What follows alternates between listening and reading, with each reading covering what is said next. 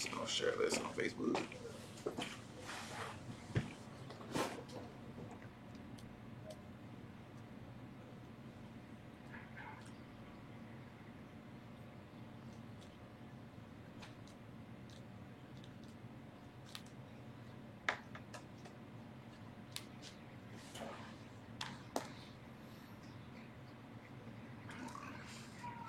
Shalom, Israel. This is the ISUPK Milwaukee Tuesday class.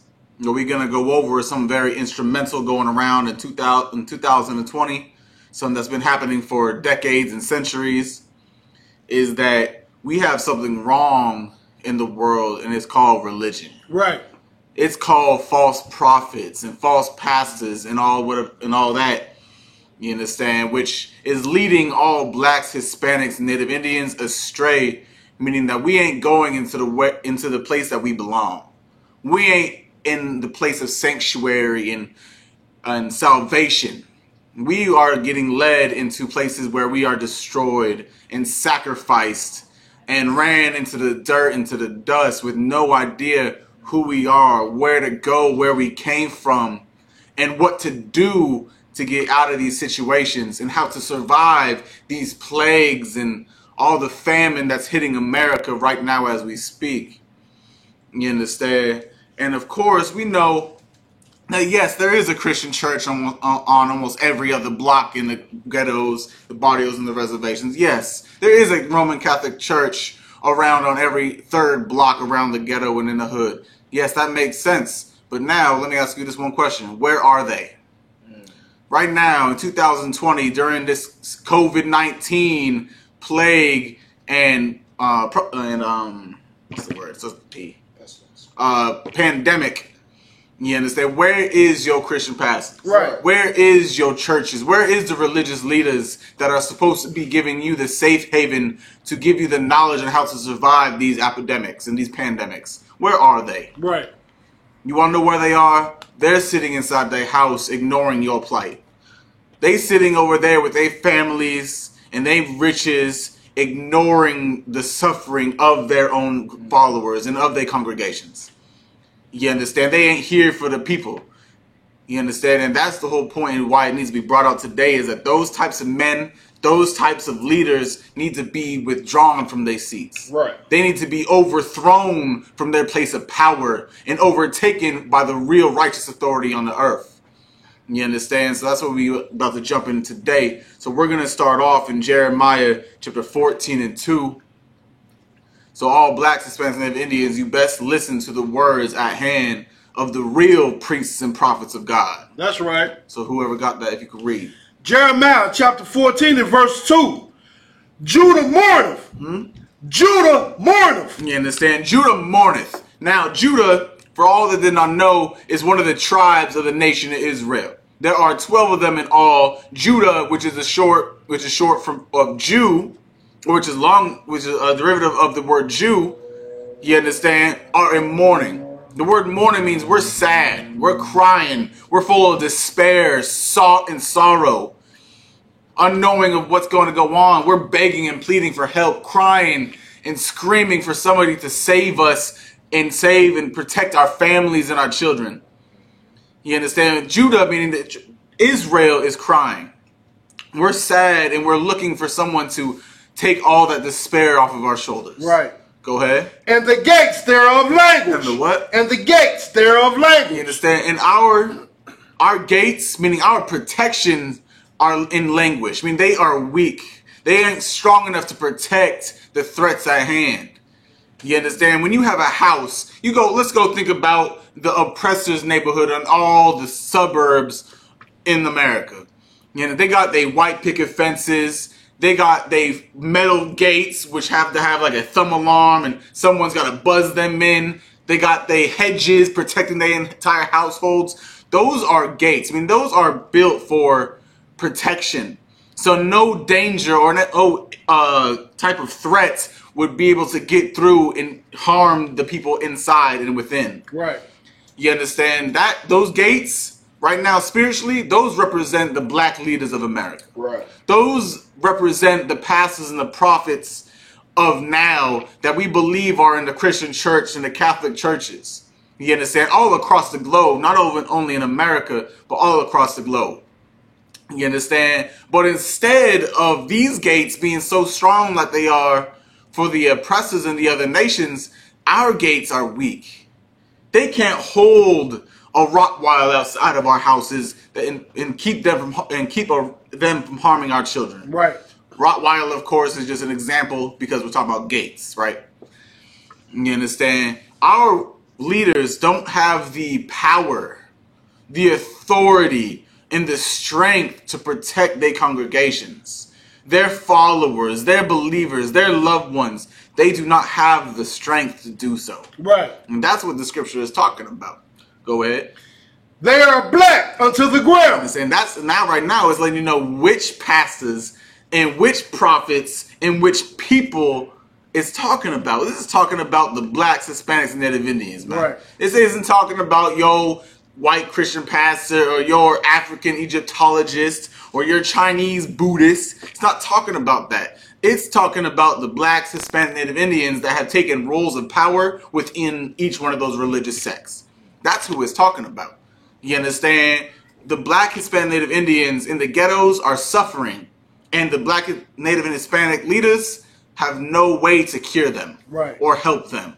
That's what it's talking about right now in this scripture. That's right. Right? So we can drop that. Let's go with Isaiah 9 and 16. Come on, sir. Let's get the easy scriptures where people can understand before we get into the meat ones, which people can't fathom.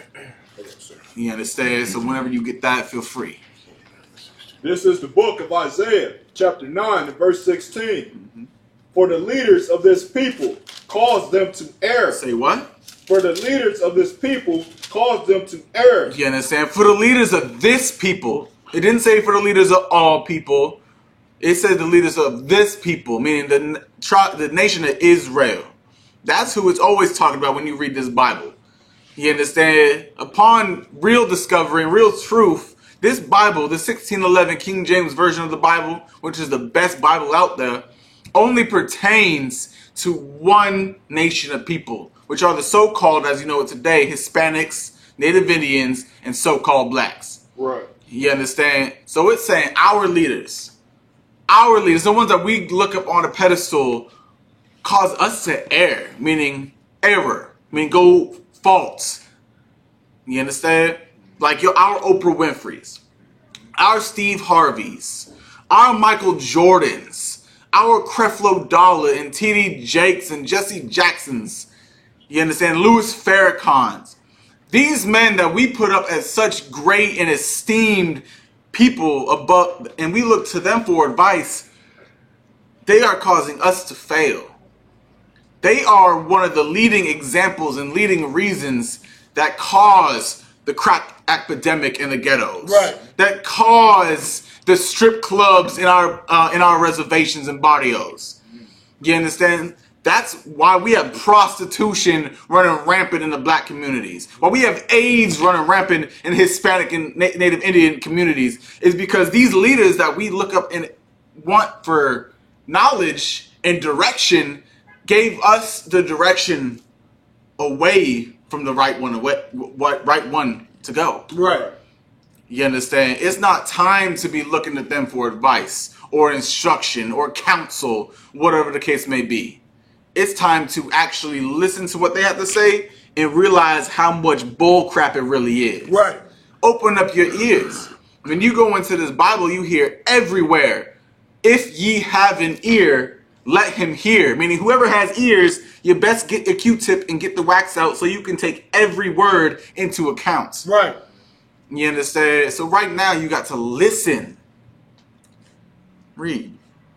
For the leader of this people caused them to err, and they that are led of them are destroyed. You understand? You want to know why we are destroyed by listening to them? Because they themselves are destroyed as well. We're getting told in the media that being gay is just an alternate lifestyle.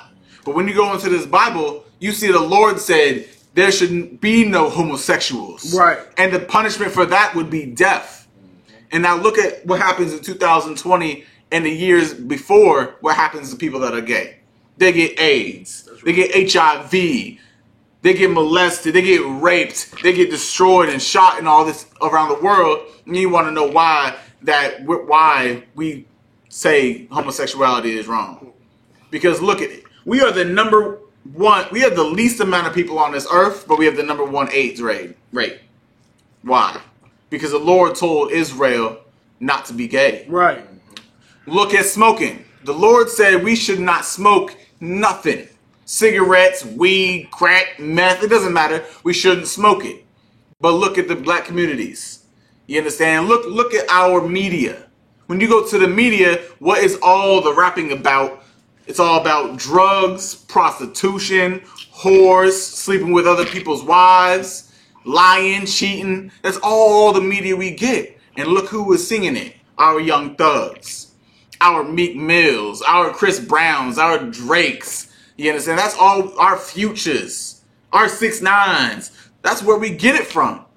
You understand? Because they are leading the people astray and afar because that's the way that they live in their own reality. Right.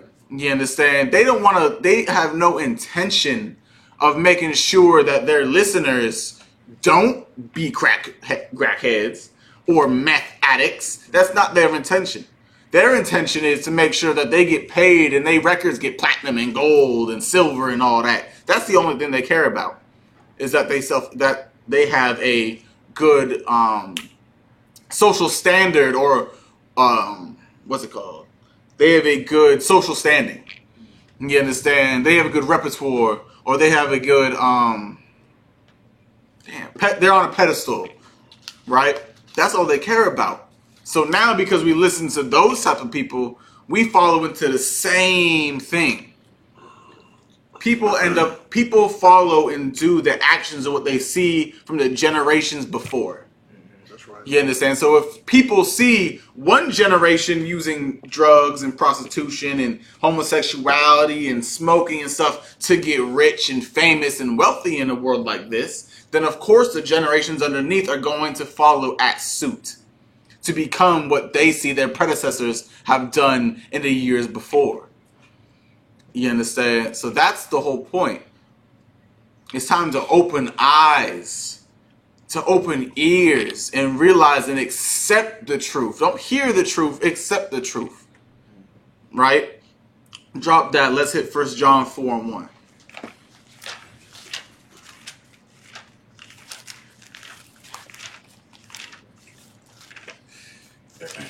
I got you. Go ahead. I'll get there in a second, I guess.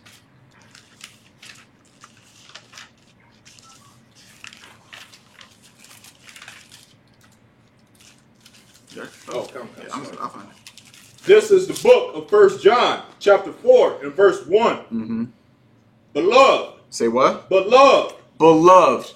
When you go read the Bible, like I said over and over again, that the Lord is always, the prophets are always only talking to blacks, Hispanics, Native Indians. Right. The real, true chosen people of the Most High. Right? We are the beloved, or the beloved, however you want to say it. Go ahead. Believe not every spirit. Do what? Believe not every spirit. Don't believe every spirit. I mean, don't believe everybody's kindness. Don't believe everything that goes on or what you hear or see by people. You understand? You don't want to be one of those just a yes man or a follow person. Right. You don't want to be one of those. You actually have to realize and say, okay, well, I heard this from Mark, so maybe I should look it up myself to make sure Mark is telling the truth. Right. Maybe I shouldn't trust everybody. You want to know why? You go trust everybody in the world. You go to sexregistry.com and sex offenders near you, you realize your partner down the street has molested 5 girls and was in prison for 10 years. Right. But because you just take it is for what you thought it was, you don't see or know these people like you thought you did. Right. Because you just believe in everybody's spirit. Oh, they were at a fundraiser with you, or they were at Joey's basketball game or Mary's soccer game, and they're rooting and donating all this to charity. You believe that they're just the greatest person in the world, right, based off of what you see and how you perceive it.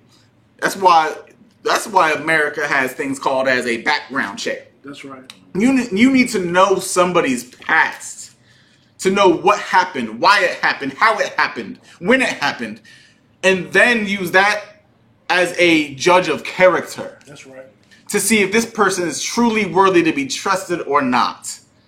You understand? That's how everything should be. That's right. If you want to own a gun in America, they run a background check. That's right. If you want to be a cop, of course, God forbid you don't want to do that, you have to get a background check. You understand? You have to have background checks and all that for a lot of things. But because Christianity teaches you God loves everybody, and we should all just be equal and just unconditionally loving, that we don't do that. We just accept it for what we see it as. You understand? So the scripture's saying, believe not every spirit. Don't just believe everything and everybody because they seem like they just a jolly good Roger. That's right. You understand? They ain't Captain Jack. You understand? Right. They ain't him. They ain't Peter Pan. They ain't none of that. That's right. You got to check. It's like saying, what's so heavy about what you bringing out? I think everybody alive done experienced that. It's like me, for instance. I done grown up, and as I got older, a lot of the guys that I grew up with, some of them turned out to be rapists, some of them turned out to be child molesters, some of them turned out to be murderers. So what you're saying is so heavy, sir. You cannot judge. It's like you can't judge a book by its cover. That's the whole point. That's a phrase that everybody speaks. You know, my mom used to say it all the time when I was a child. You know, whatever the case may be.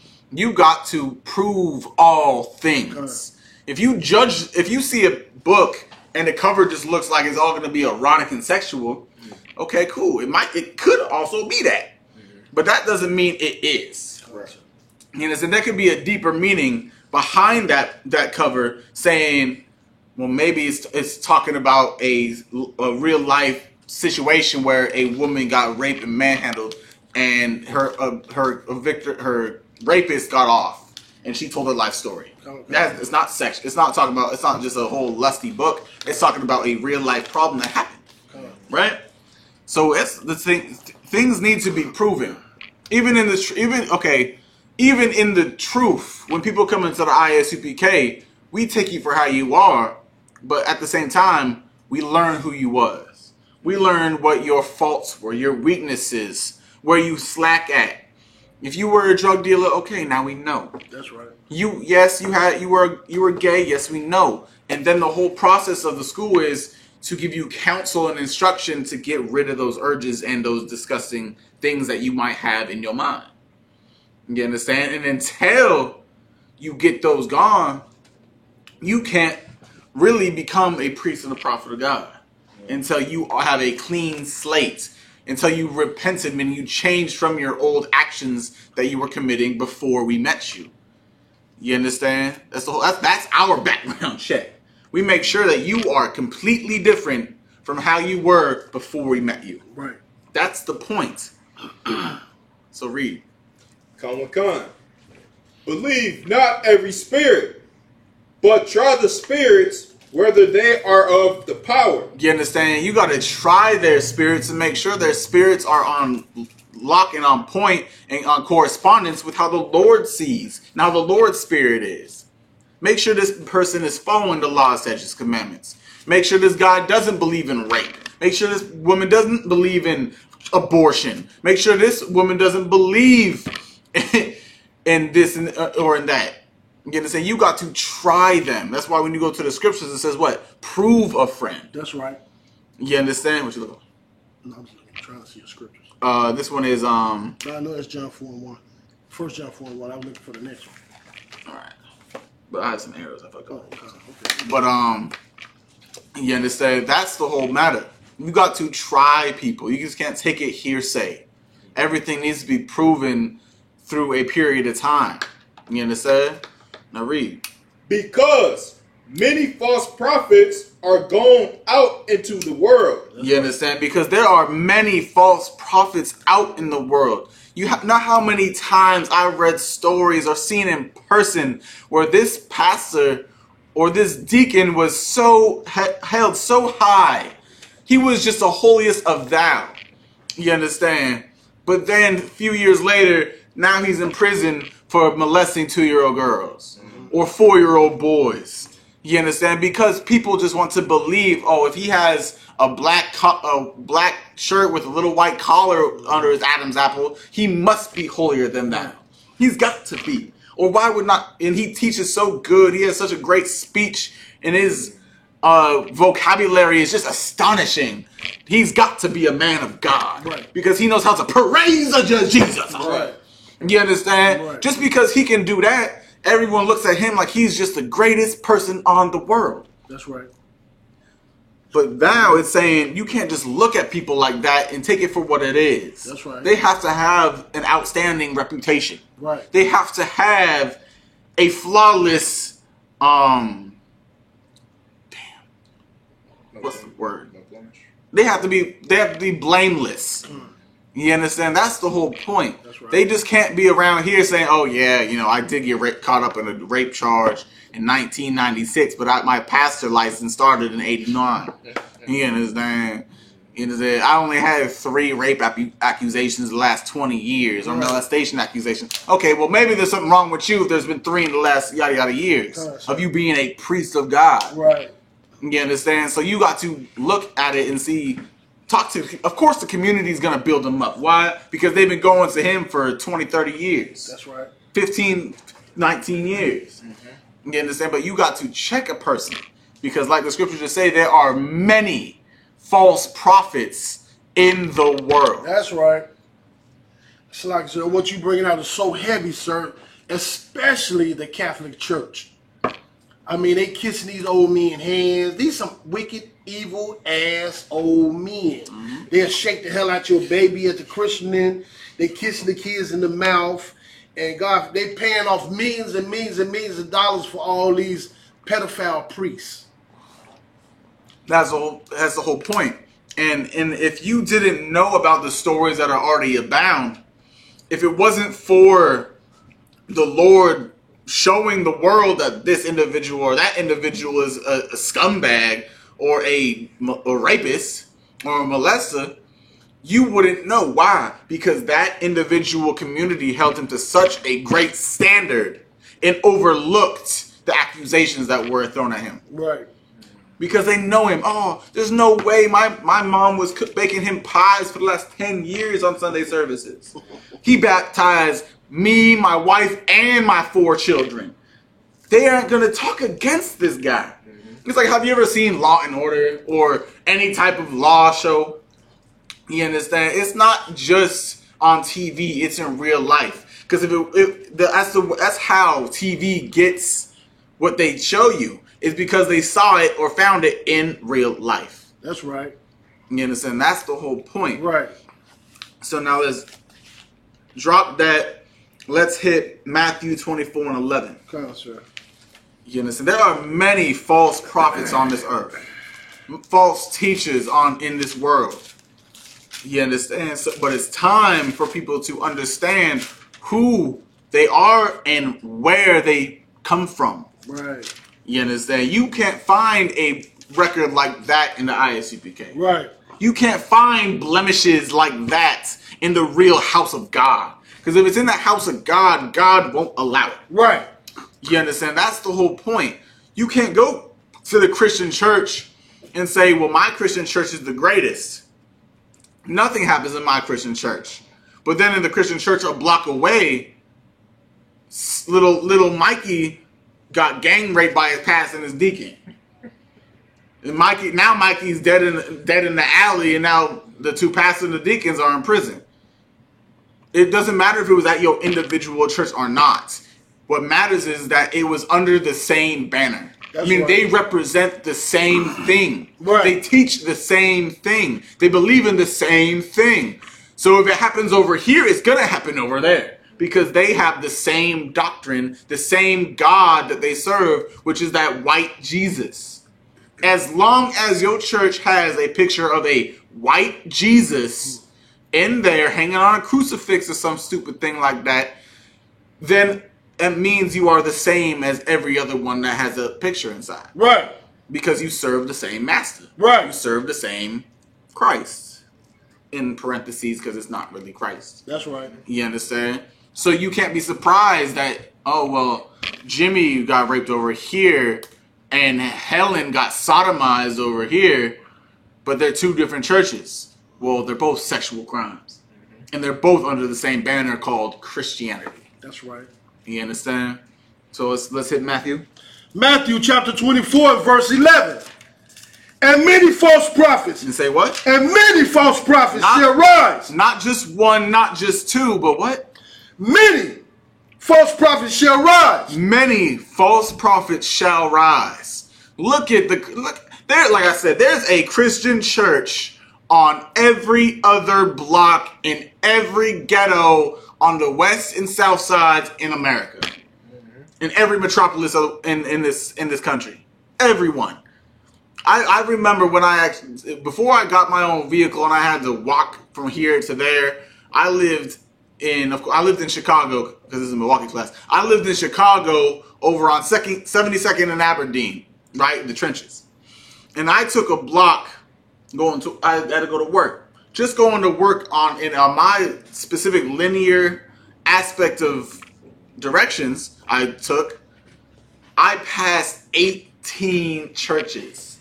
18 within a 2.5 mile radius. That's a lot of churches within 2.5 miles. That's right. Only in one walkway, meaning I took this way, took that way, and this way. The way I walked in particular had 18 churches. That's crazy. Of course, they all didn't say Christian. They all said Pentecostal, the Baptist of Love and Faith, right. the Church of Confessions and Love, and all this nonsense that they have up there. But they all fall under the same banner as Christianity. As long as your church or your doctrine teaches God loves everybody, you are a Christian. That's right. Your church, your religion is Christianity, regardless of the Pentecostal peoples of love in Christ in the name of God. Church you go to. You understand? It's all Christianity at the end of the day. Right. Right? So many false prophets have hit this earth. Thousands. Tens of thousands false prophets have hit this earth. That's right. And I'm only saying the nation of Israel. Right.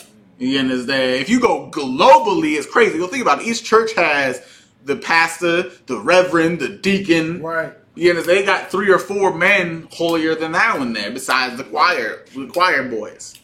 You understand? So that's 4 per church. Right. 18 churches in a 2.5 block radius. That's 30. That's what? 18 times 4? 36 is what? 72. That's 72 pastors within 2.5 blocks. Contract. Right. So 2.5 miles. That's right. Just in one walkway. Well, I could have missed a lot because there's inner blocks, inner blocks, outer blocks. Right. Slight, so with that, you said 72 pastors. Imagine how much money they taking from the community. Come. 72 pastors. That's the whole point. There's 72 of them within a 2.5 mile radius. That's right. Of course, this is more along the lines of, I don't know, there's a 4 in each individual one, but you know you have the major pastor, you have the lead pastor, you got the confession person, right. You got the reverend and the deacon, right. Or whatever, the ones that do individual jobs within each Christian church. Right. So you know there's more than one. That's right. One of them isn't going to operate a whole church. There has to be a multitude of them being able to do it, because they're not always going to be able to make it for sermons and things of that nature, because emergency do arise. That's right. So there has to be at least 2 to 3.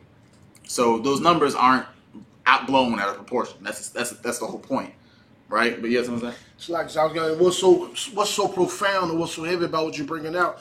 I know personally of a church over there on the west side on Jackson, like Lotus, back in the days, like in the 80s. The pastor had every member in the damn church to sell all their property and turn in all their money and their tithes, and this bastard disappeared on them people. This physically and really happened. This happened. Then you have all the churches, man, just all sorts of things going on in these churches, man. They greedy dogs. That's the whole point, and that scripture's for sure with my repertoire right now. Good. You know it. But you go and read it. Whoever had it. Matthew chapter 24 and verse 11.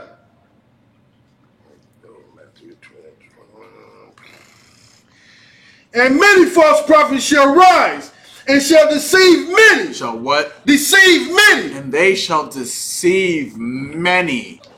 For every 2 to 3 to 4 of them, there is hundreds following. That's right, sir. You understand? There are thousands following. Let's go outside of the nation of Israel right now. Look at Joel Osteen. He has the biggest church in America, does he not? Right. The biggest church in America. Right. They hold concerts in that mug. Right. You understand? I think he had like 20,000, 30,000 seats in there. 20,000 seats, something along them lines. That's a lot of people following one man. Shalaki, sir. He turned the football stadium into a. See He my turned the point? football stadium into a Church. church. That's the whole point. Is that there are so many pastors. We only just talking about one all across the globe. Because it doesn't just take a man out of the nation of Israel to be a false pastor. Okay. Any person outside of the ICPK is a false pastor regardless of their race. That's right. You understand? So there's thousands, hundreds of thousands of false prophets on this earth. You understand? If not more, into the millions. Because why? Christian church and religions are one of the highest sources of money around the world. That's right. And what's so heavy? So the other pastor back in the days, they took all his congregation and over there to they went somewhere and then he poisoned everybody using the Bible. That's for sure a cult. I don't know. Jim Jones or something like Jim that. Jones. But they gave everybody the Kool-Aid with poison and killed everybody's ass. That's the whole point. There are so many false prophets in the world, and you don't know if yours might be one of the ones that's going to take your life out of his own hands. You understand? Every Christian pastor is responsible for the lives within his congregation or his church. He is responsible for their well-being. But then when they leave his church and they're not told that smoking is a sin, they'll be getting cancer from it and die from it, he's at fault. Every time they say homosexuality is a life choice, he's at fault. Every time he says the law's done away with, he's at fault. Now you die faster in life because the Lord hates you through him. You understand? We'll keep going on. Verse 12. Verse 4. 12. 12, come on, sir. That was the end of that. Keep going. Yeah, 12. And because iniquity shall abound, the love of many shall wax cold. You understand? Because iniquity is so flourishing in these churches and these synagogues and whatever the case may be, because of the leaders and the Christian pastors and deacons and reverends and Pentecostals or whatever, that the love of many wax cold, meaning the love that they really want to give to the Lord is voided out. There's no meaning in it. There's no point. It's cold. It's dead. Yeah, that's the whole point. Their love that they want to give to the Lord so badly is going into vain because the man teaching them about the Most High is a false prophet and is here for another reason rather than God. Right. Keep going. Verse 13, but he that shall endure until the end. But the ones that actually teach the truth and never subside from that, meaning they keep it going for their entire life, teaching what's right from what's wrong. Go ahead. The same shall be saved. Those ones shall be saved. And their congregation as well. You understand? That's why the ISUPK is so astronomical and so important, because we follow the scriptures. And we are too scared to deviate from that. You understand? Because the Lord is a fearful power. Right. You understand? He puts fear into people. He rules with the rod of fear. You understand? So with that, because the prophets fear God and don't want to disobey him, they only teach what's right from what's wrong. And through that, the followers of them are saved as well, as long as they stay on the path. Right. Right? So let's drop that. Let's hit Mark 13 and 22.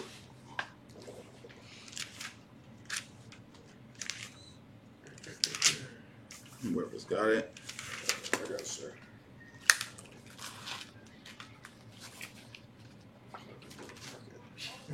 So you said Mark was right after that. Mark 13:22. This is the book of Mark, chapter 13, verse 22. For false Christs and false prophets shall rise. In 2020, plenty of false prophets and false Christs have came to the earth. You understand? When I mean false prophets, of course, anyone that teaches outside the truth, right? And false Christs are the ones that believe that they can heal, that they can save and do this and do that and make miracles on the earth. You've all seen the videos of where they'll be like, and they grab a jacket and they be like, and you've been saved by the Holy Ghost. And you've been saved by the Holy Ghost. They whip you with their jackets. Or they put your hand on your head and they shake it and stir it like a shaking baby. Right. You understand? They do all these things and claim that they can heal your wounds through the name of Christ. Right. Those are false Christs. Right. You understand? Those are false prophets. And there's a lot of them on this earth right now. That's right. Go ahead. And shall shew signs and wonders. And they claim to show signs and wonders, meaning like they are giving prophecies and showing the people this and that to make sure that they believe that he is the one that's going to bring them to deliverance. Go ahead. To seduce. Ooh, to what? To seduce. To seduce. For all men out there and women out there, y'all know what seduce means. That's right. It means he's spitting some game. He's spitting all the best words and phrases he can, and it's just tickling your peaches. Go ahead. If it were possible, even the elect. You understand? He seduces so much, if it were even possible, he would be able to fool a real man of God. I mean, that's how well he speaks. That's how great of a vocabulary and a gospel that he teaches is. That's how strong it is. Is that he might even be able to make a man of God, a real prophet of the Lord, second guess his own doctrine or the Lord's doctrine because he sounds so perfect in his ways. You understand? Drop that. Let's jump over to Jeremiah 14 and 14.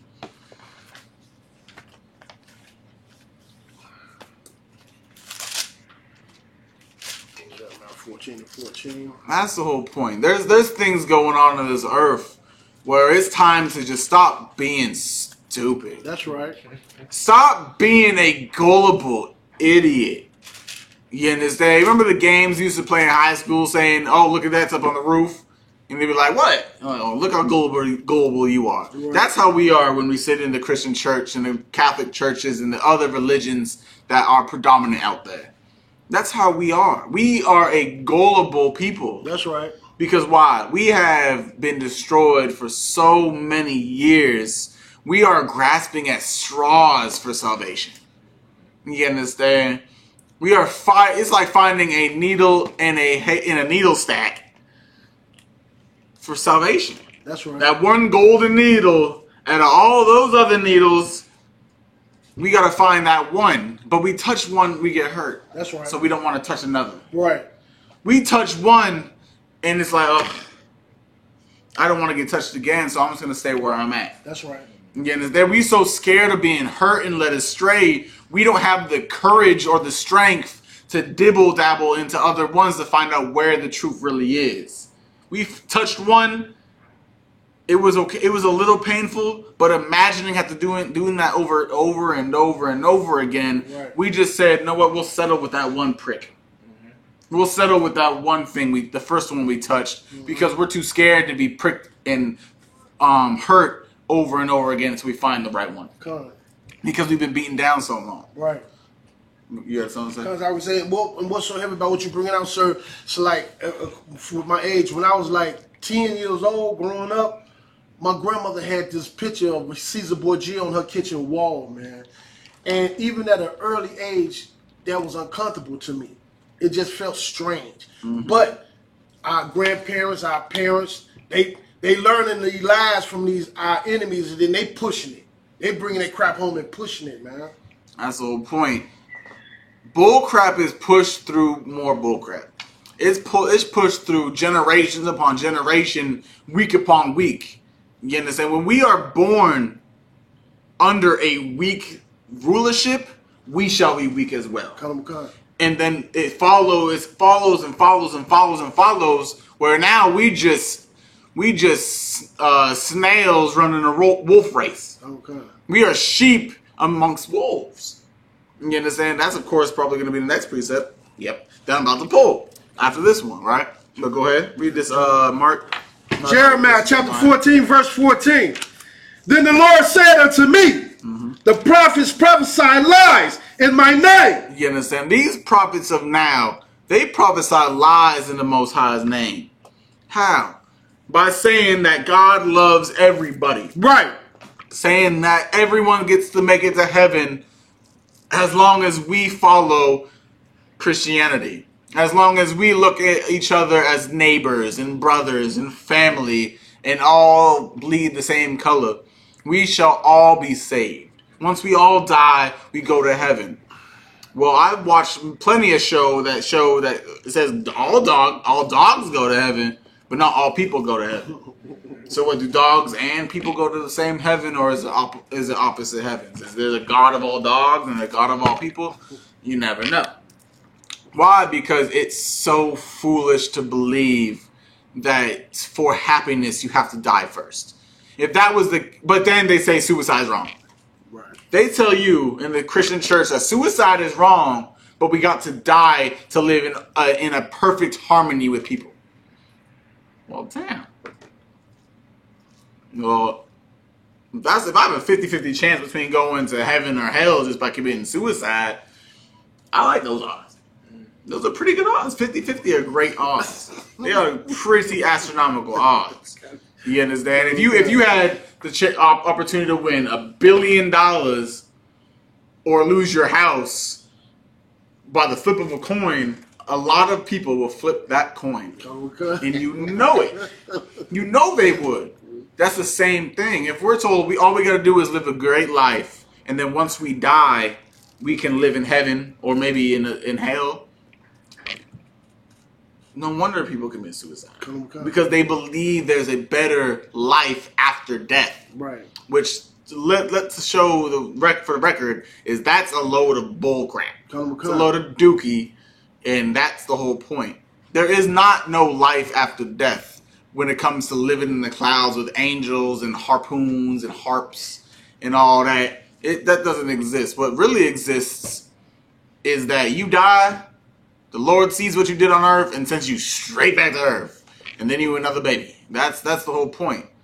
Life is continual. You live, you die, you're reborn. You live, you die, you're reborn. It's not you live, you die, and then you go float and have champagne parties with Tupac and Biggie. That's not the case. Right. The favorite thing in the Christian churches, they say you die and you're in purgatory. You wait. Everybody waiting for their turn. Everybody waiting for the Yahushua to come back. You understand? We all just chilling in limbo. Yeah. No, it's not the case.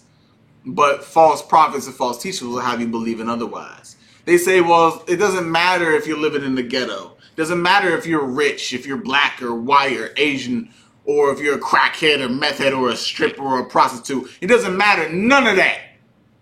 As long as you believe in God, you shall be saved. Well, that sounds like an idiom to me. You understand? Because then I'm just gonna do it. So what? They say you can be a crackhead, you can be a meth addict, you can do all these types of things, but the only thing you can't do is kill.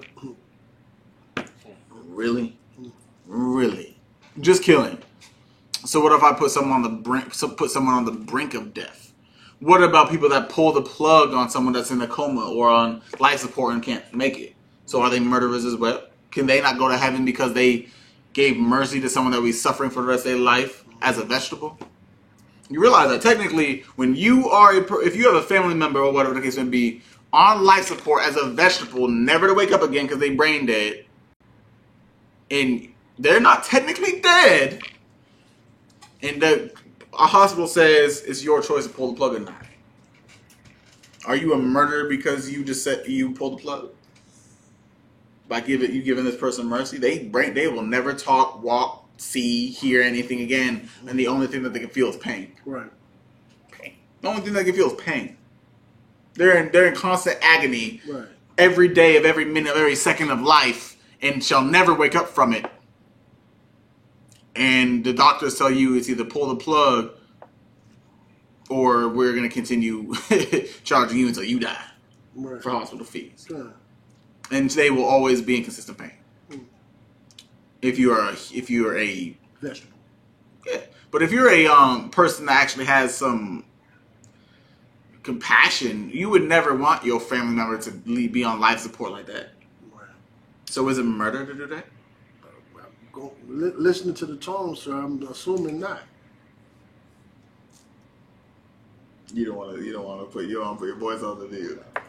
It's like, sir, I gotta get the breakdown. That's a tough one, man. Okay. That's the whole point. Okay. Is that things people that so if that's the case,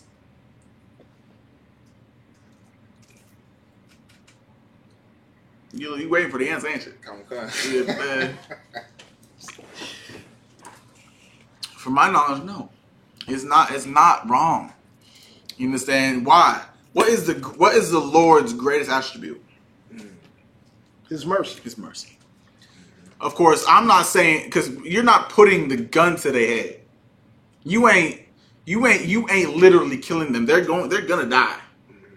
But so I'm not saying like let's say for example, your mom or whatever the case may be, she's a paraplegic, but she is responsive. I mean, she can see. She can't. But I'm saying let's say from the neck down. She can see. She can hear. She can communicate through like blinking, right? For example, she can't move her mouth. She can't talk.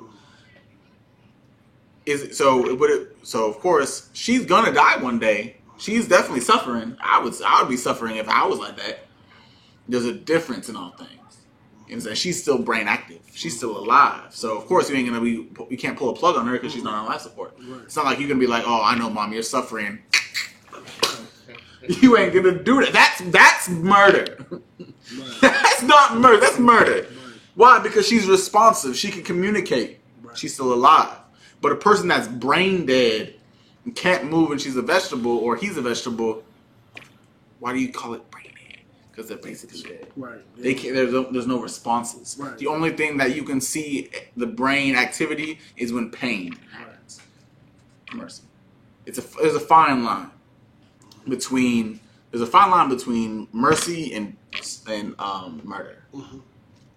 Right. So that's that. Getting a little off track. So let's Jeremiah 14:14. Yeah. I sent them not,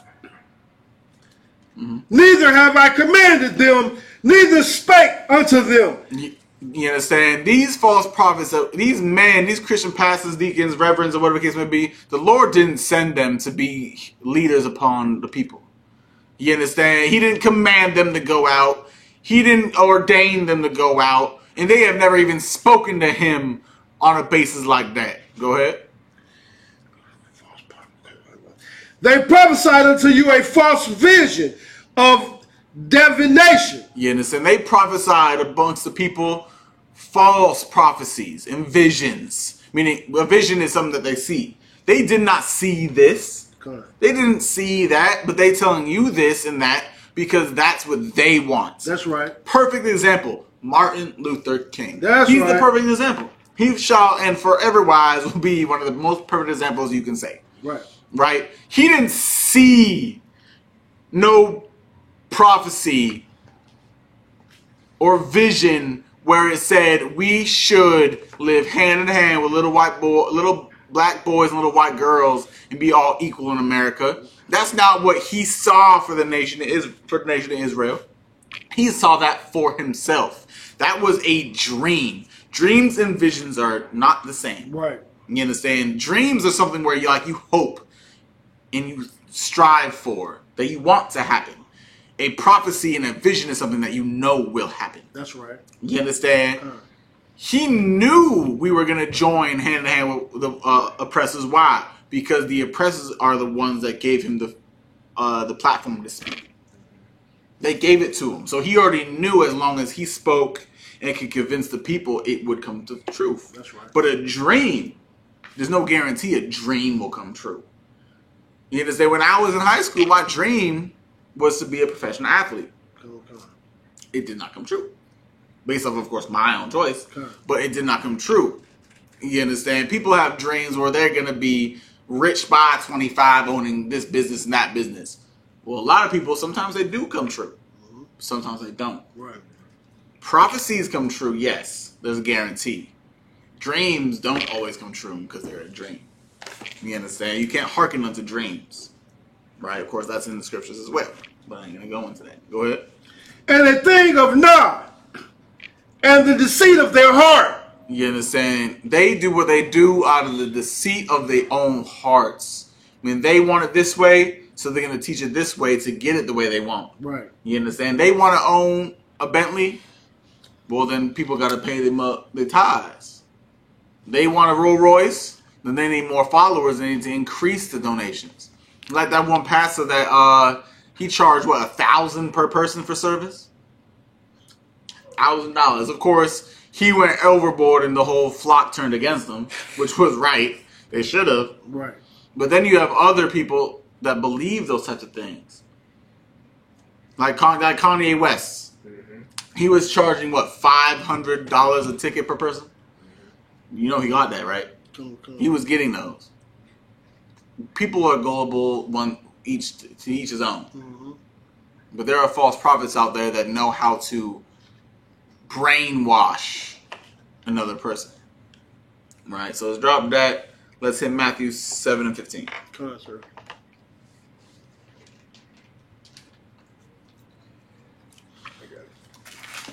This is the book of Matthew, chapter 7, verse 15. Beware of false prophets. Do what? Beware of false prophets. You understand? This isn't just some average prophet speaking right now, is it? Hell to the no. You understand? When you read this Bible and it's written in red, this means it's Christ talking out of his own mouth. You understand? He just said what? Beware of false prophets. Beware of false prophets. Even in Christ's time, there were false prophets. And it's crazy to have to say that Christ had to say this out of his own mouth. And in a few verses ago, we read that there were going to be many false prophets and false Christs. Right. You understand? Not only the prophets, but Christs in themselves, false ones. You understand? And now he has to say it out of his own mouth, meaning it's something that is so rampant around the times where the prophets are actually dwelling. That's right. Right? Go ahead. Kawakan, which come to you in sheep's clothing. You know, and these false prophets, they come to us in what? Sheep's clothing. In sheep's clothing. I mean, that they are harmless. You see a sheep out over there in the field with all its fluffiness and its cuteness, you're gonna be like, man, there's no way this sheep is going to be instrumental to my destruction or my death. Nigga, you're gonna look at that thing and be like, oh, it's so cute. You're gonna have your kids go around, play with it. You're gonna be around it and pet it and just love upon it. Right? Go ahead. But inwardly, they are raving wolves. But inwardly, this well-dressed, perfectly shaved sheep is really a wolf on the inside. It's like Little Red Riding Hood. You understand? When the wolf pretend to be the grandma? Right. You know, that's how the pastors are. They are the wolf that pretends to be the harmless grandma. That's right. Go ahead. It's like, so another one, I know, I'm gonna ride on what you're saying. I know this brother personally, him and his rib was going through a whole lot of turmoil. The rib went to the pastor for counseling. The pastor ended up at their new house screwing his wife, coming between them two, making their situation even more worse, man. Mm-hmm. So this stuff is true. And that's because pastors are looked as if they are just, like I said, the holiest of thou. They are put on such a high pedestal, there's no way anyone would ever believe he's out for my destruction. He doesn't, it's hard for them to think, but like, man, Pastor Roy, I've had him as a pastor when I was a child. It's been 30 years since I've been in this church. I've been here for 30 years. There's no possible way that Pastor Roy does not love me. Right. He don't. There's no way. There's no way. How could he not? He's been teaching me 30 years. I went back into his office plenty of times. He showed me how much he loved me. Okay. But they still believe that. Because it's easier to accept that he loves you than believe that he hates you. Because he's been around so long. Okay. Go ahead. Verse 16. Ye shall know them by their fruits. Right. Do men gather grapes of thorns or figs of thistles? You understand? You will know your pastors by the fruits that they produce. Meaning that if you have a pastor and he's producing great, outstanding, perfect citizens that never break the law, never smoke weed or do drugs and was gay or rapist or whatever the case may be, okay, cool. Maybe he's astounding. You know what I'm saying? Well, because you gotta judge somebody based on what they followers are. That's right. Right? People don't go around and base things off of the figs and the thistles. I mean, they don't base things off of the ones that might hurt you. Do they? No, they don't. When you go around, let's say you're picking blueberries. You pick blueberries, right? You're picking the fruit that's good for you. But also, the vine in itself is not good for you. The thistles. You understand? You accidentally put your hand too deep into that. You got stuck. You got scraped. You got scratched. Right. Meaning every part of the thing that produces the fruit is not healthy. Is not good. You do not want. Right? Go ahead. Con. Even so, every good tree bringeth forth good fruit. You understand? Even though not every part of the plant that produces the fruit is good for you, Right. a good tree does produce good fruit. A good bush does the same thing. Right. If it's well nourished, it was taken care of, and in the right soil, or the case may be, it produces amazing fruits. I don't know if any of y'all have pulled off a fruit off of an actual apple tree and just ate it straight off the joint.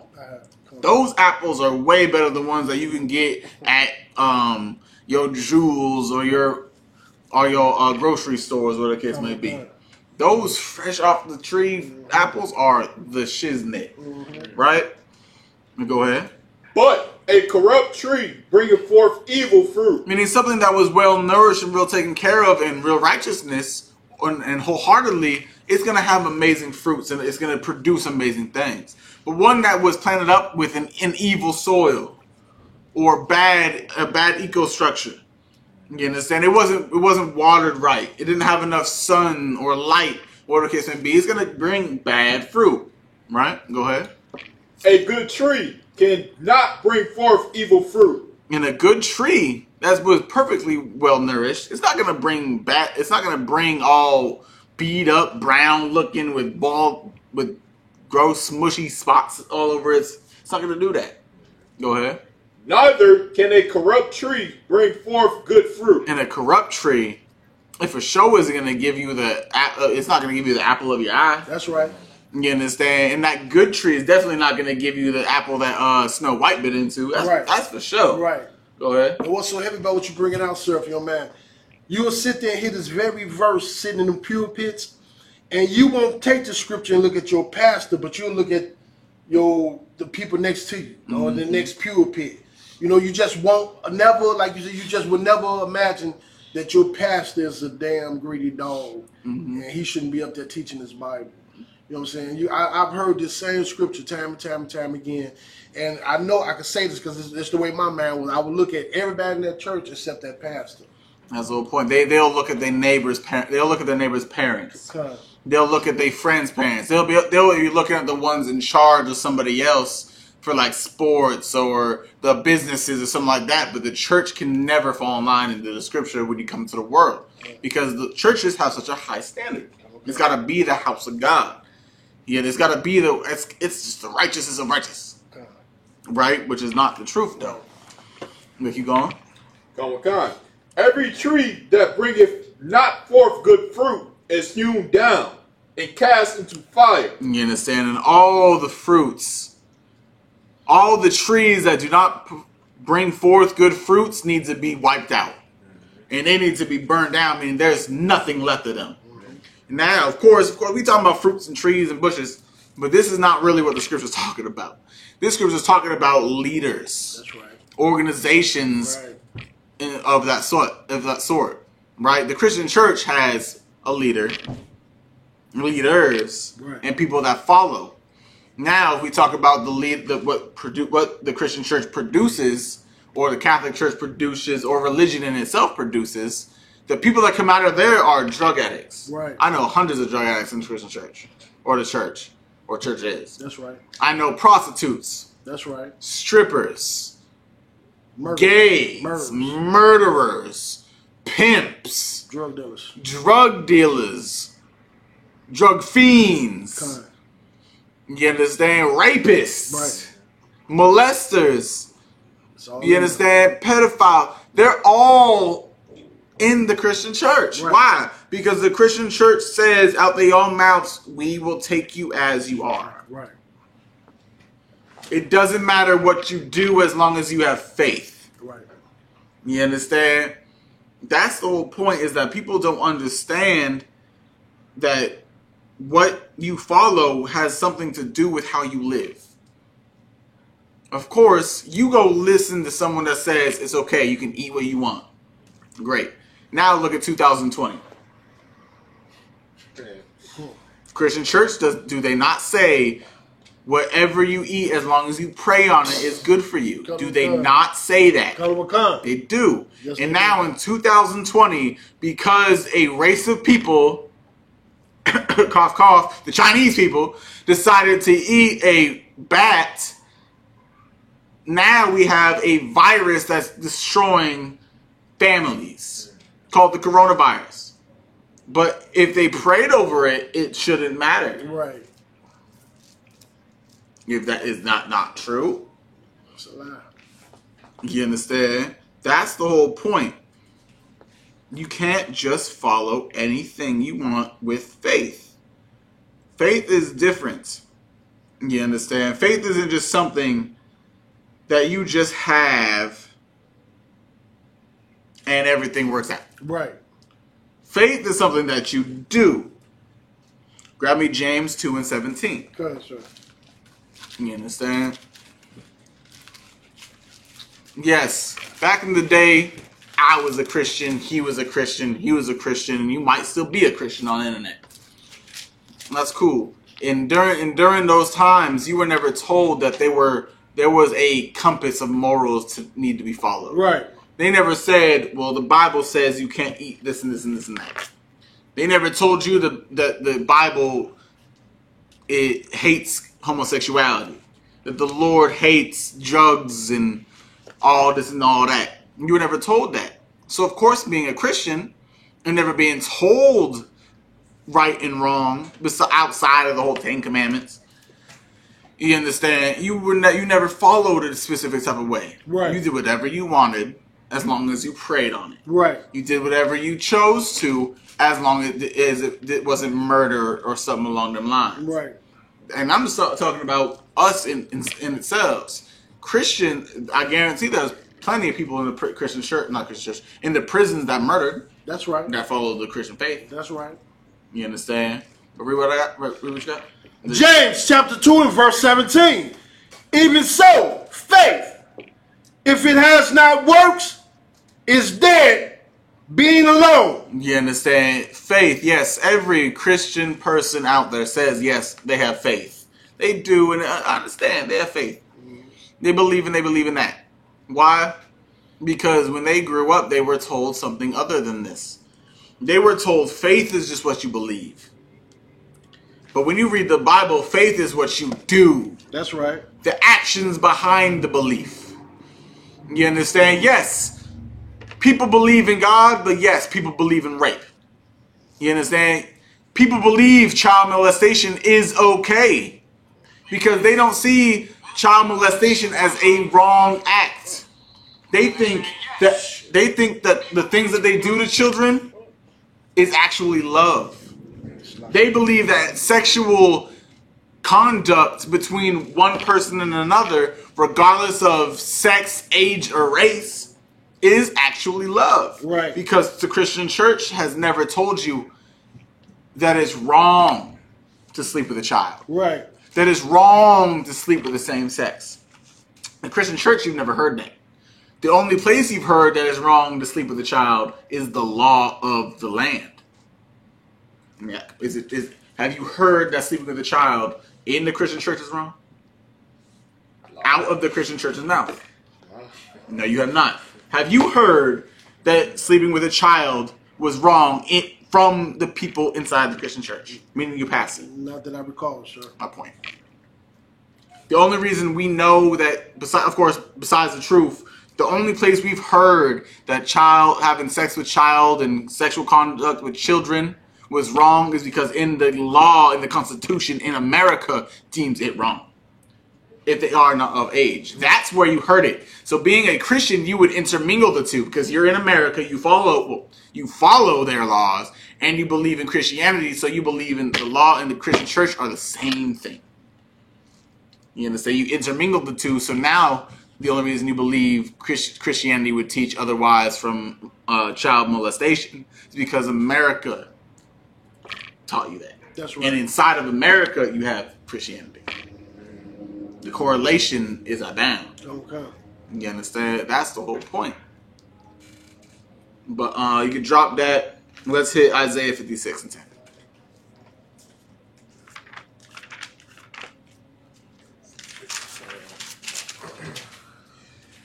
This is the book of Isaiah, chapter 56 and verse 10. His watchmen are blind. His what? His watchmen are blind. You understand? So now we're gonna keep getting into these pastors and these leaders, right? So read it again. His watchmen are blind. They are all ignorant. You understand? The watchmen of America and of black people right now, Hispanic and Indian right now, are blind. A watchman is someone that is supposed to be there to warn the people of threats and danger and things that might cause them harm psychologically or physically. You understand? But right now, our watchmen in America, meaning our leaders, are what? His watchmen are blind. They are all ignorant. They are blind leaders. I mean, they do not see the problem. They do not see the threat. They're all ignorant to what threat really is. Our leaders in America, our black leaders, the number one threat that they do not see because they're so blind is the oppressor himself. Right. No, wait. Let me not say that. What they do not see is that the Lord causes everything. They don't fear the Lord. Right. You understand? They don't understand that if you disobey God, He becomes a threat to you. You understand? Because you go into the Bible, the Lord says, my wrath, my anger, my judgments, my punishments, the destruction, this and this and that. The Lord causes a lot of death in the world. That's right. That's why when you go to Isaiah 45 and 7, the Lord says, He creates evil. He creates good. He brings light and darkness onto the earth. You understand? So if you don't fear Him, then you do not have no protection. Right? But the watchmen that are abound in America for blacks, Hispanics, Native Indians, like our Creflo Dollars, our T.D. Jakes, our Steve Harveys, Oprah Winfrey's, Joe Osteen's, used to be Eddie Long. You understand? Louis Farrakhan's, and then all of our entertainers, whatever the case may be. They are all blind and ignorant to the truth. Keep reading. Khan. They are all ignorant. They're what? They are all ignorant. They're all ignorance. Meaning whether or not they know it's the truth, or they don't have the common sense or the brain waves to understand the truth from a lie. You understand? You know how many times we went toe and toe with a politician, toe and toe with one of the black leaders in a debate or a confrontation? You understand? Give it big hands to Indianapolis. They went toe and toe with Waka Flocka. You understand? Minneapolis went what? Toe and toe with Jesse Jackson. And guess what? Those leaders had no answer because they're all ignorant of the truth. You understand? They don't have the knowledge. They don't have the doctrine. They don't have the philosophies that can help Black Hispanic Native Indians get out of this hellhole we call America or Christianity or religion. Right. Keep reading. They are all dumb dogs. They're what? Dumb dogs. They are all dumb dogs. I mean, they are no smarter than a dog that you give food into a bowl and water out of a bucket. You understand? I have a dog. Her name's Frosty. She's a small little Pomeranian, probably around 10 years old. Guess what? She's dumb as bricks. You understand? She hardly even knows her own name. That's how these pastors really are. You understand? They are stupid, man. Go ahead. They cannot bark. They can't what? They cannot bark. Go ahead. Sleeping, laying down, loving to slumber. You understand? Meaning they're dumb dogs that cannot bark. I mean, they don't have the strength to fight against someone that might cause them harm or cause somebody harm. What do you use a dog for? Of course, people get dogs just as little pets, just a pet and all that. Really, you use a dog for security purposes. That's right. You understand? You get a dog, regardless of the size of the dog, the size of the dog is not what scares away robbers and burglars. The barking is what scares away the harm. Right. You understand? Because, of course, they don't know what's inside your crib. They don't know how if you put a beware of dog sign on your fence or on your front door, and they try to break in, they hear barking, they don't know how big this dog is. Big dogs can have weak barks. Little dogs can have big barks. So they can't judge how dangerous this dog is until they see it. So they got to judge off the bark in itself. You understand? Just because our leaders in America look like flaming homosexuals does not mean they can't have a bark. But guess what? Their barks are weak. That's right. Their barks are weak. And then they look weak as well. So no one's going to take them seriously. They just too weak to bark in all reality. Right? Because they love to what? Sluggy. They cannot bark, sleeping, laying down, loving to slumber. They would rather sleep than fight back against the burglar. They would rather lay down and get some Z's and count some sheep rather than protect their house. Like a real dog. You understand? I'm not saying all dogs are smart. That's why earlier it said that these dogs are stupid. They're dumb dogs. We're talking about dumb dogs and dumb leaders right now. Keep going. Come on.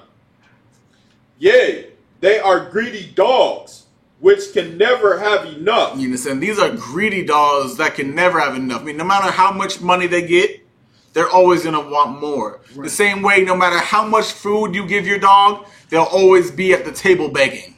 Right. You understand? It doesn't matter. You could have gave them a whole 9-ounce sirloin steak next to your dinner table, and after they scarf that thing down in 4 bites, they're still gonna be there, giving you those cute little puppy dog eyes, wanting more and more. Right. That's how our black leaders are. That's how our religious leaders are. Is that they can't get enough money. They ask you for tithes, donations, charity, events, this and this and this and that, bakeries, pies, cakes, food. You understand? They do all these other things, get all our money. Then the next Sunday, they be acting like we need more. They need more. That's how they are. Go ahead. They are shepherds that cannot understand. They all look to their own way. You understand? They're shepherds not knowing how to understand. How does a shepherd understand things? He pays attention to his flock. He pays attention to the times. Oh, well, it looks like it might storm tonight, so let me bring my horses into the shed. Oh, well, I heard that yada yada yada's neighbor, yada yada's farm got raven by wolves. Let me move my sheep to somewhere safe that a wolf can't get to. You understand? But our leaders aren't smart enough to get us away from harm. Keep going. Every one for his gain, from his quarter. Come ye, say they, I will fetch wine, and we will fill ourselves with strong drink. You understand? So they go around and say, you know what? Screw the flock. Screw the herd. I'm going to go my own way to make sure I'm protected. Let me go get some wine. Let me go get something to drink so I can enjoy myself in my big mansion and luxury while the rest of y'all suffer and die in the ghetto by police brutality, which are the real wolves to the real sheep. That's right. It's like I said, what you bringing out is so heavy. It's like now they got this election thing coming around. Every black church in Chicago, you got a devil coming to their church, politicking for a vote. And you got the pastor supporting these people, man. And they don't give a damn about the people. Just like you said, a dog that can't bark. I mean, you can't even warn the people. Warn them. You so weak, you can't even. But you steady got your hand out. You want everything, but you're not feeding God's flock. You straying them away, and then you lead them into the hands of the enemy, man. That's the whole point. They beggars that cannot give. They ask for all our support, all our love, all our finances, and all our money, but they can't give us nothing in return. You understand? Because they don't have nothing to give. You understand? We pay for education for what? We go to schools. We pay schools for what? Education. That's like us paying for that's like us paying for our kids to go to school, but our kids never get anything taught to them. Why would we do that? Oh, let me go pay for an internship to be a doctor, but I don't get taught anything that needs to be learned for me to be a doctor. So then I go take my test and I don't know nothing because I paid for a weak education. That's the same thing, right? So let's drop that. Let's hit Isaiah 30 and 20. Isaiah 30 and 20. Hold Isaiah 30 and 20. You hold Ezekiel 33 and 1.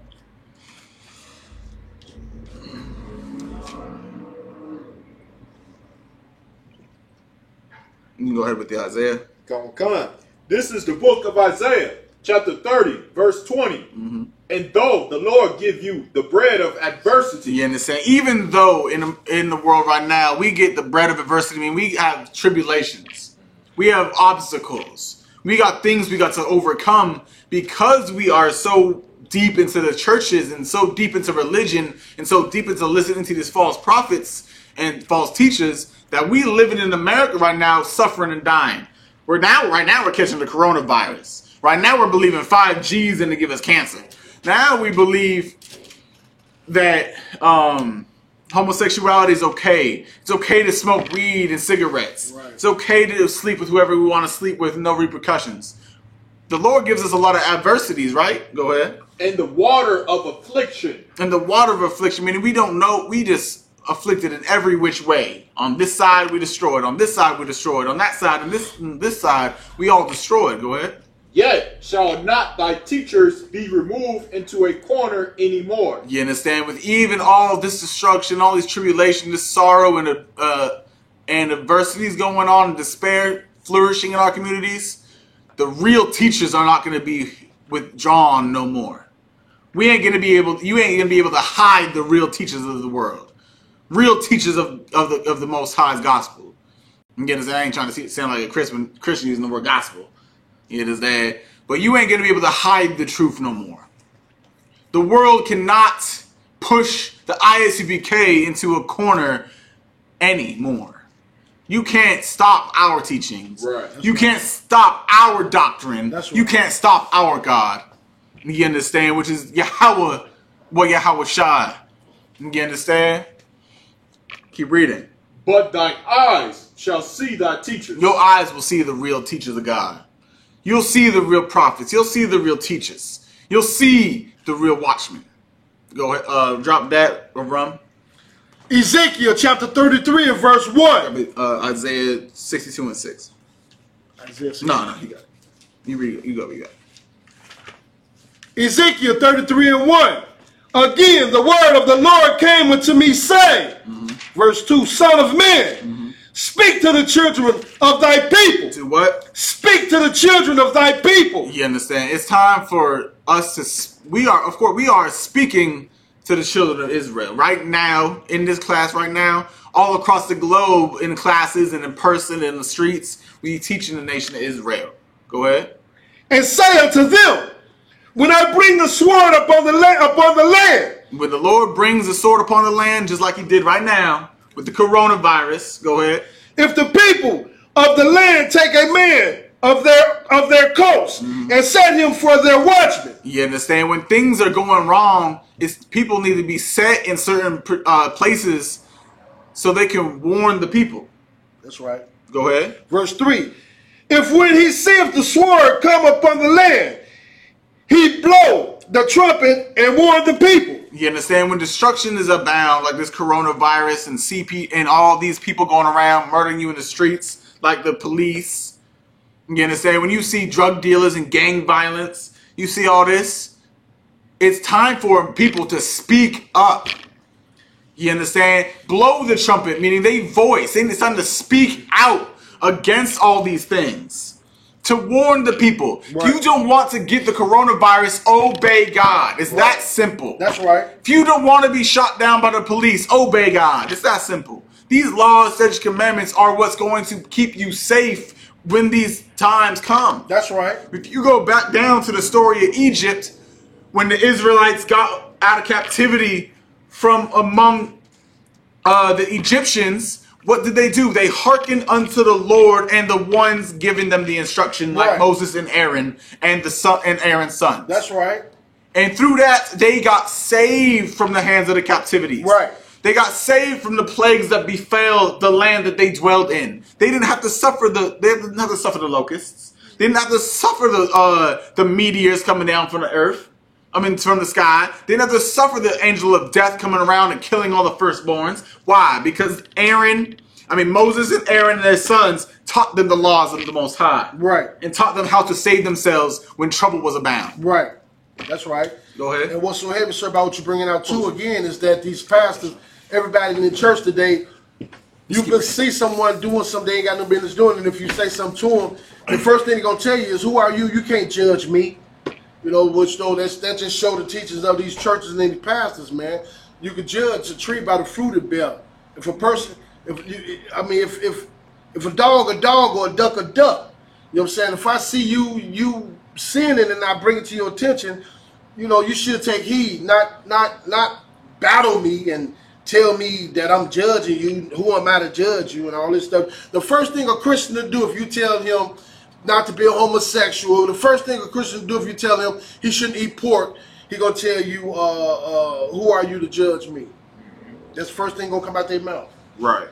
Read that scripture again. Ezekiel chapter 33 and verse 1. Again, the word of the Lord came unto me, saying, Son of man, speak to the children of thy people, and say unto them, when I bring the sword upon the land, if the people of the land take a man of their coast and set him for their watchman. And that's what your Christian pastor is supposed to be doing right now. Setting a watchman for the coronavirus. Right. That is what is supposed to be taking place in your Black, Hispanic, and Native American Indian community. That's right. And not sitting at home telling you the hell. Now one pastor, he telling his congregation, if you got to bring the tithes to my church and stick it under the door, don't stop paying them tithes. That's facts. You understand? Where did you leave off? Ezekiel 33 and 1. Ezekiel 33 and 1. I mean, like, what did you just read? Ezekiel 33, Ezekiel chapter 33 verse 1, sir. Read verse 4. Okay, sir. Then whosoever heareth the sound of the trumpet and taketh not warning, if the sword come and take him away, his blood shall be upon his own head. You understand? And when the prophets of now, the real prophets of now, warn the people and tell you how to survive the threats at hand, but you do not hearken unto it, and you do perish, your blood was on your hands. That's right. You understand? The ISBK, we go out into the streets every Saturday or Friday. You understand? Lord be willing, depending on the weather or whether America allow right now due to the coronavirus, whatever the case may be. Some cities, of course, are on lockdown and stuff like that. You can't leave your cribs. But when we do go out and have classes or camps, whatever the case may be, we talk to the people and we warn you. If you don't want AIDS, don't be gay. Right. If you don't want cancer, don't smoke. Right. You understand? If you don't want to catch all these diseases and plagues and suffer the coronavirus, then obey the law, statutes, commandments. That's right. We give you instructions on how to survive through tough times.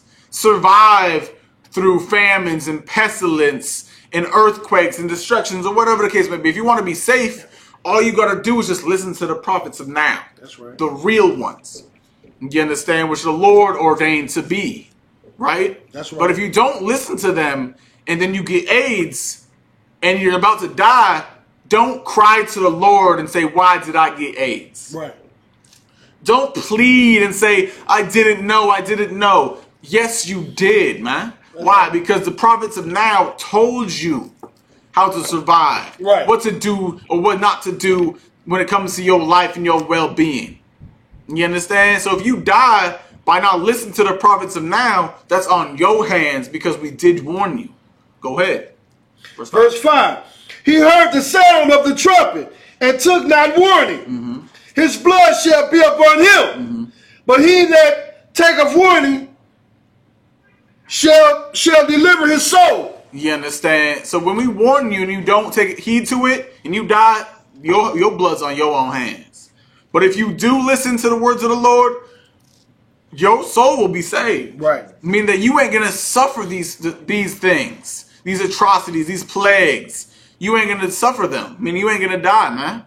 If you want to have a good, flourishing life, just listen to the prophets of the Most High and the ISUBK that are telling you and giving you the instruction and literally just writing. If you want to live, follow Allah. If you want to live, follow this, follow that. It's very ABC 1, 2, 3. The same way you tell your kids, if you want a dessert, clean up your room. If you want to pick dinner today, take out the trash. It's literally that easy. You understand? If you don't want to die of AIDS, well, don't be gay. Right. You understand? If you don't want to get worms and maggots and all that in your intestines, don't eat shrimp, crab, pork, lobster, and bat. You understand? If you don't want the coronavirus, don't love all these other nations. Don't follow their religions. It's that simple, right? That's right. That's right. Keep reading. Oh, he's 31. 7, 6. 6. But if the watchman see the sword come and blow not the trumpet. You understand? But if your watchman sees the sword coming, he sees danger coming and blows not the trumpet, just like your Christian pastors and your false leaders and the people that we esteem on high right now in the world. Go ahead. And the people be not warned. And they don't warn the people. In the same way Kanye West isn't warning anybody. Same way Joel Osteen, Jesse Jackson, Steve Harvey, Oprah Winfrey, Creflo Dollar, Louis Farrakhan, Jesse Jackson. They all did not blow no trumpet to warn nobody. Guess what they did? They closed their churches. They closed their churches. They closed down their services. They did all that. And now you can't even go to a place of sanctuary. You can't go to a place for your well-being to make sure that you don't die. Right. You understand? You see how disgusting that is? So, I mean, they didn't blow the trumpet. They closed their gates. I mean, they don't let anybody in. You understand? When you blow a trumpet to warn the people, you warn them and you have a place of sanctuary for them at the same damn time. Right. What's the point of blowing the trumpet and then closing your doors? Right. So they don't got nowhere to go. Right. When you blow the trumpet, you got to have a place of sanctuary for them. That's right. But these disgusting leaders in America and across the globe, they didn't blow the trumpet, nor do they open their doors for sanctuary. Those type of people, go ahead. If the sword come and take any person from among them, he is taken away in his iniquity. But the blood will be required at the watchman's hand. Read that last part again. Kind of, sir. But his blood. Okay. But his blood will I require at the watchman's hand. You understand? Even though that person does die from the iniquities that they are having, I mean, all the sins that they commit, the blood will be upon the watchman's hand that did not warn you. I mean that he's accountable for your death, or your brother or sister or son or daughter's death.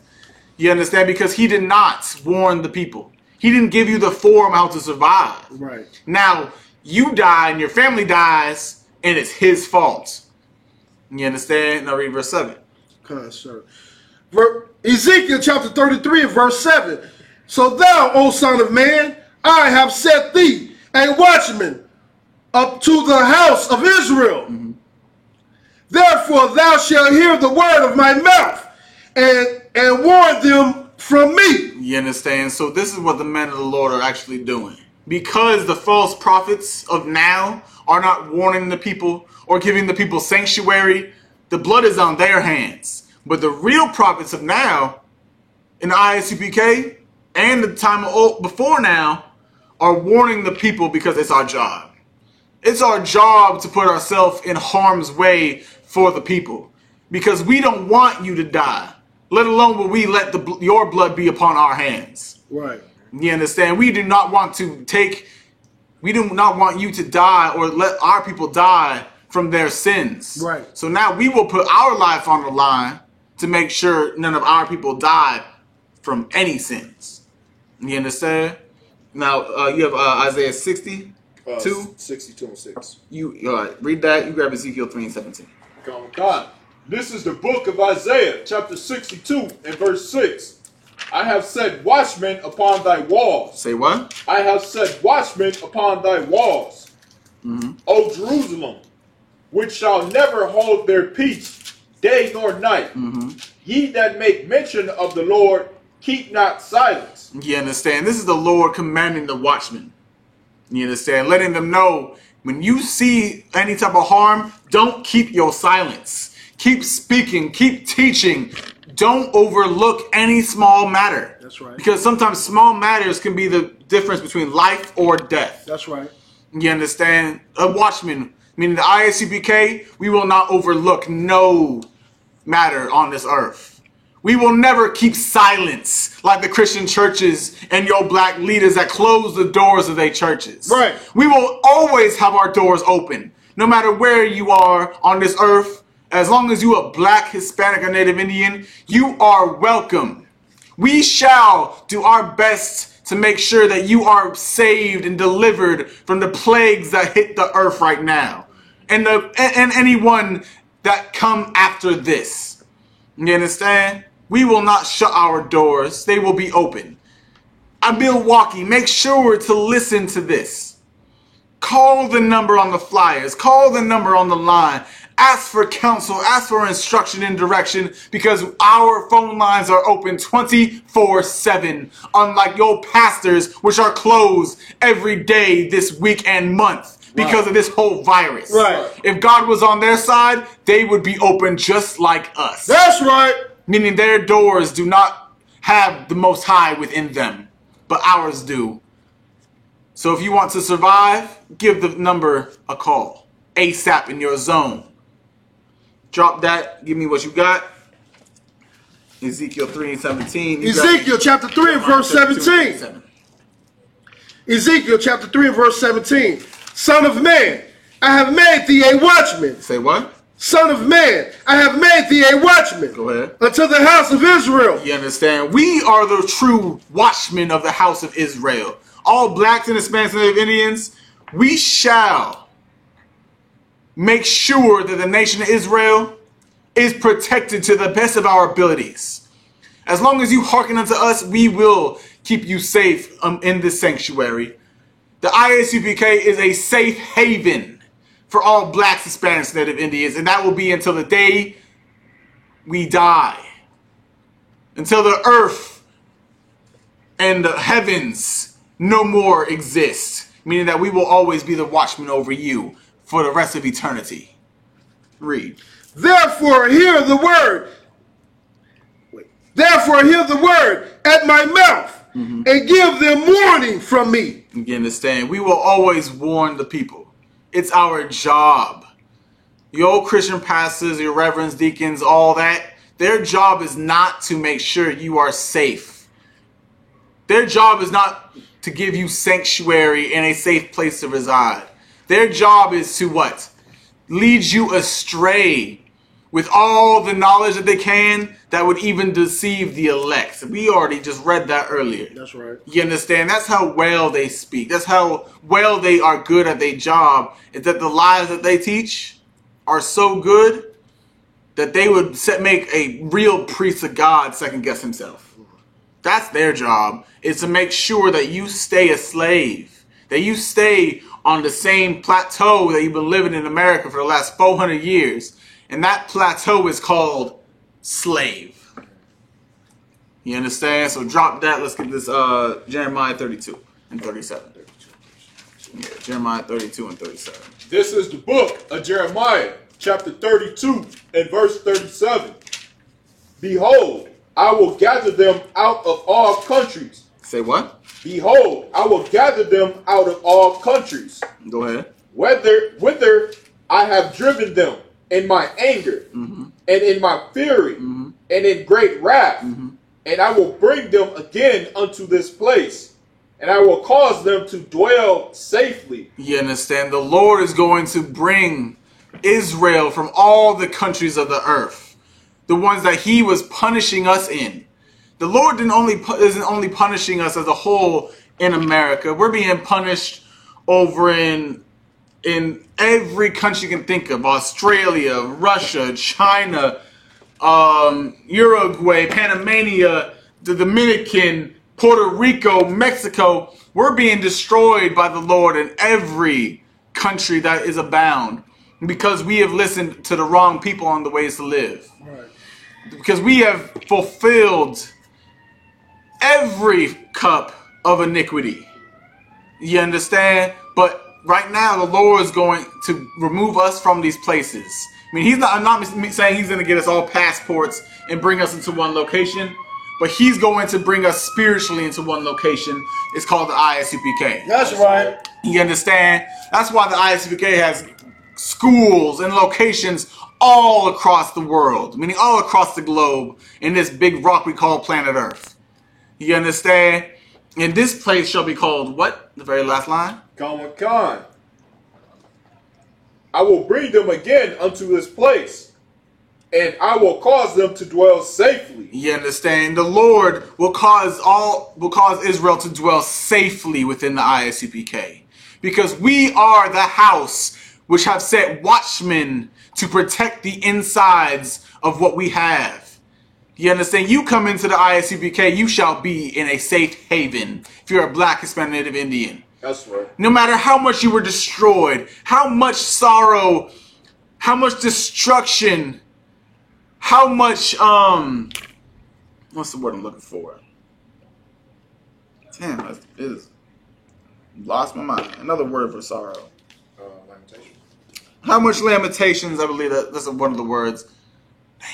Damn, it's popped my mind. But no matter how much you've been suffering over there in Puerto Rico, you understand how much you haven't suffered, how much you've suffered in America, right, or Mexico, right, or the Dominican Republic, or all across the globe. It doesn't matter. Your grief, your sorrow, your tribulations, they will be washed away once you come into the ISUPK.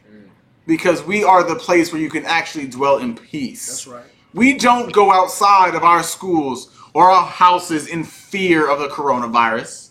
We don't leave our places of residence in fear of no 5G, right, or of the police or of any type of thing. You understand? We do not live lives of despair, man. That's right. That's the word I'm looking for. We don't live in despair. We live in peace and harmony. Because we have something that no one else on this earth has. It's called the Most High on your side. Right. You understand? So read 38 and then we're going to close it off with that. Verse 38. And they shall be my people, and I will be their power. You understand? Because we are the Lord's people. You understand? As a nation, we are the Lord's people. Being Black, Hispanic, and Native Indian, we are the Lord's people. And he will forever be our God. You understand? So with that, I'm going to pass the class over to Priest and Officer Aram.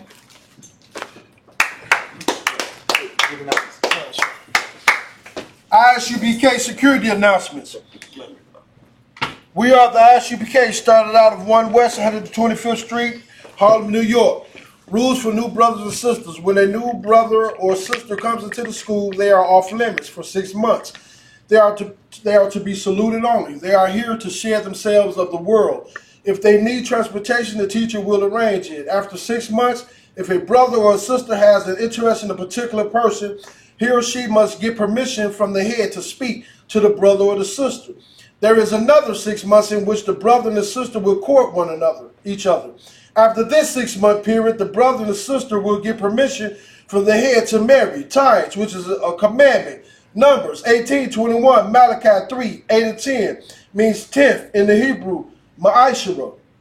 10% of every penny of any increase the Lord gives, give the treasury department or the teacher. Priest fund, free will offering for priests, not mandatory, whatsoever amount you would like. Upcoming holy convocations. We have our 51st annual Passover, which is postponed until further notice. Reminder for Akim and Akawa. If anyone would want to be a trooper in the school, to start wearing all black boots, shirts, pants, headbands, and scarves. With that, we're going to say a module, which means to